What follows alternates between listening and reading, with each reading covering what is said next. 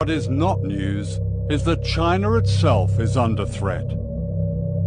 These American bases form a giant noose, encircling China with missiles, bombers, warships, all the way from Australia through the Pacific to Asia and beyond.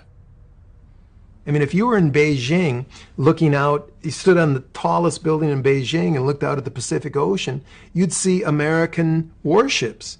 You'd see Guam is about to sink because there's so many missiles pointed at China. You'd look up at Korea and see American armaments pointing at China. You'd see Japan, which is basically, Japan's a glove over the American fist. I think if I was Chinese, I'd have a little to worry about American aggressiveness.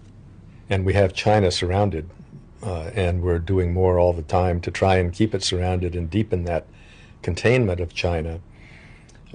But China presents a fascinating case of a country that is independent, doesn't have foreign bases on its territory, growing very rapidly, not as rapidly now as it did for 30 years, but still the second-ranking economy in the world. We have an adversary, and that adversary is China, and that adversary, unless there is dramatic reform inside China, will be our enemy someday. One myth I think really that needs to be dispelled is that somehow China's aiming to replace America and gonna run the world.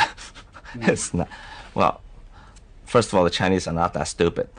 The West, with its Christian roots, are about converting other people into their beliefs. The Chinese are not about that. It's just the. I'm not degrading the Western culture. I'm just pointing out the inherent nature, the DNAs of two different cultures. The Chinese 2,000 years ago built the Great Wall to keep the barbarians out, not to invade them.